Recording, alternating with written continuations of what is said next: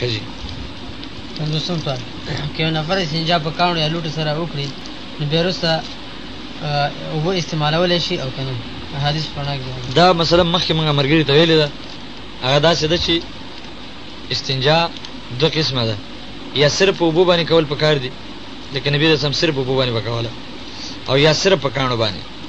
چې کاڼي رسول الله صلی الله اکثر اوقاتو کې کاڼي استعمال کړي بلکې کاڼي به عربو ډېر استعمالول په نسبت د اوبو باندې دا وجه چې د انصارو صفت الله راولېږه چې دا ډېر ښه خلک دي په اوبو استنجا کوي او ابو داود رحمت الله علیه دا حدیث خپل کتاب کې راوړی باب استنجا بالماء کې چې په اوبو باندې استنجا پکار ده بیا دا حدیث د انصارو راوړی چې نبی رسول الله ویلي چې انصارو مسجد قباء والاو څه وجه چې الله ستاسو صفت کړی یا رسول الله موږ په اوبو استنجا کوو په هغې کې کاڼي نه دي ذکر شوي اوبو پکې دي کوم روایت کې چې کاڼي ذکر دي نو هغه ضعیف روایت ده لکه ابن کثیر رحمت الله علیه ویلي دي سورة توبه کې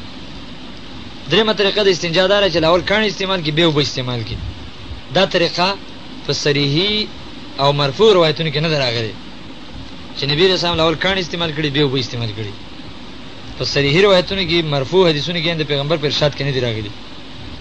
صرف د علی رضی الله عنه نقل او د حسن بصری نه چې هغه ویلي بهقي کې دا حدیث ده چې صحابه کرام وزکه په اوبو استنجا کوله چې انما كانوا يبعرون ايوب پچ کوله یعنی معمولی می تیزی به کوله